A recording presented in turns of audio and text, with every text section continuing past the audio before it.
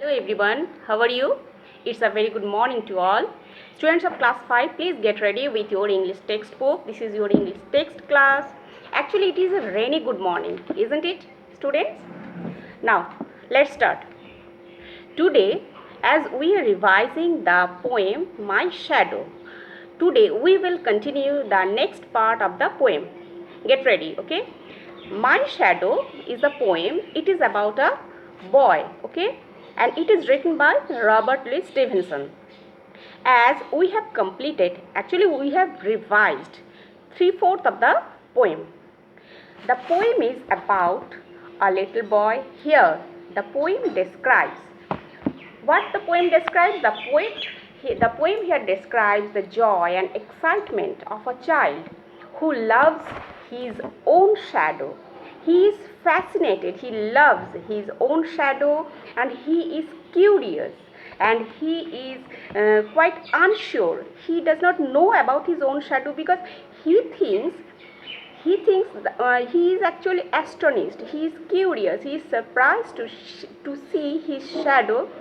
Why the shadow looks like him? Why it is always with him? It is like another personality for him, and he is surprised why each time the shadow follows him. Sometimes it grows bigger and sometimes it is so small. So he is and he finds it very funny for him because a normal human being cannot grow so fast, but the shadow sometimes grows so taller. So sometimes it grows tallest, and sometimes it is so small, sometimes you cannot see that. So this is the funniest thing for him, okay? And the shadow always accompanies him each time wherever he goes. So the little boy is curious about his shadow, and now here he expresses his joy, his excitement about his shadow in this poem. So let's start again from the second stanza. We will revise again. The funniest thing about him is the way he likes to grow, not at all like proper children, which is always very slow. For he sometimes shoots up taller like an India rubber ball, and he sometimes gets so little that there is none of him at all. As I told you, he finds it very funny why the shadow is always following him. Sometimes it grows like him, sometimes it grows taller than him, and sometimes it is too small, and he finds the shadow is like a India rubber ball, okay? And the shadow does not grow like a proper children, and this is the most amusing thing for him, okay? Now the third stanza, the last stanza. One morning very early before the sun I was up, I rose and found the shining dew on every buttercup. So he is saying in the morning, one morning he finds, before the sun I was up, I rose and found the shining dew on every buttercup. But my lazy little shadow, like an errant sleepyhead, had stayed at home behind me and was fast asleep in bed. In the morning, when he wakes up, sometimes he finds the shadow is not with him. He thinks the shadow is now fast asleep in bed. Actually, it is not like that. Because of the light, how the light falls on us, then the shadow depends on the lights. Okay. In the morning, the height of the shadow is not the same in the evening, and the same thing at noon. The height of the shadow is not like at the morning. So this is the amusing thing for him. He is excited with his shadow. Okay. Now let's learn the new words. Come to the next part. New words. India rubber ball. What is the meaning of India rubber ball? A ball that can bounce very high. Ball bounces, isn't it?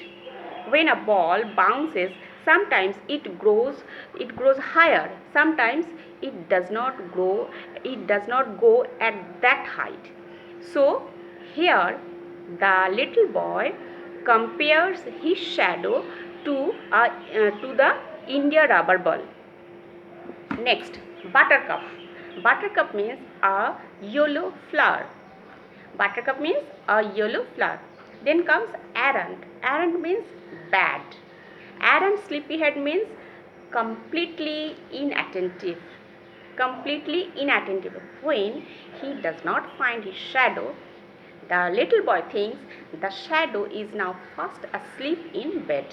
That's why he describes his shadow as errant sleepyhead.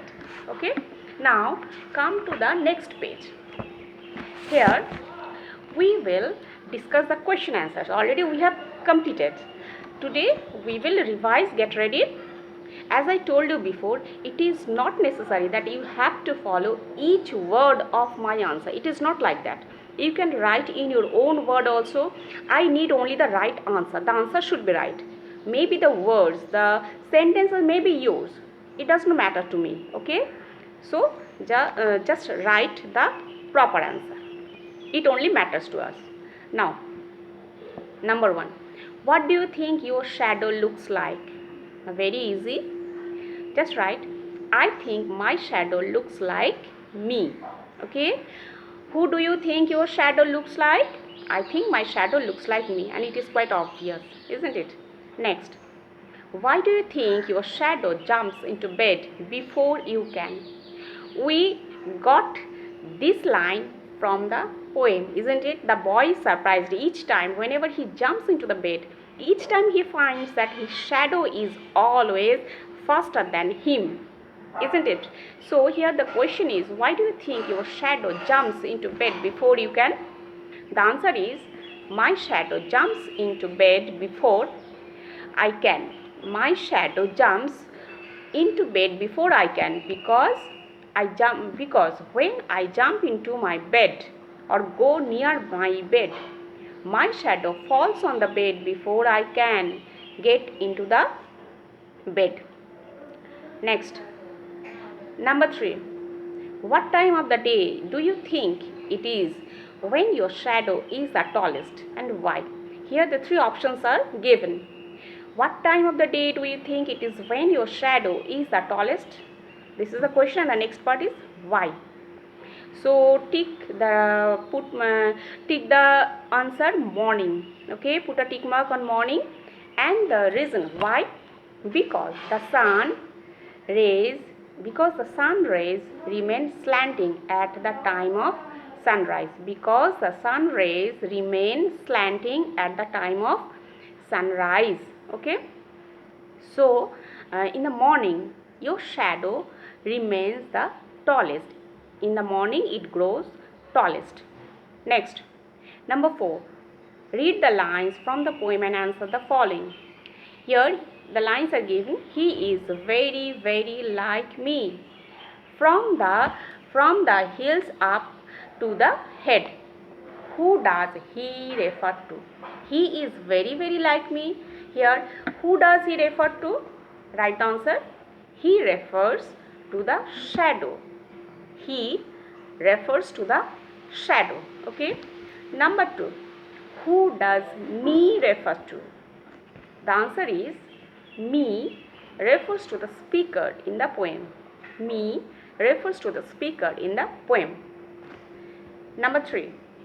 Why are he and me alike?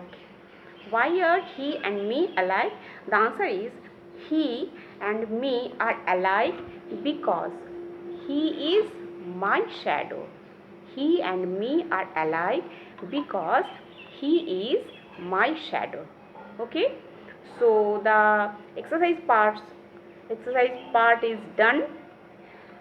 You just learn each new words, the spellings of the new words, and the question answers and all, and read the poem again and again. Okay, so hope we will meet soon in our real class.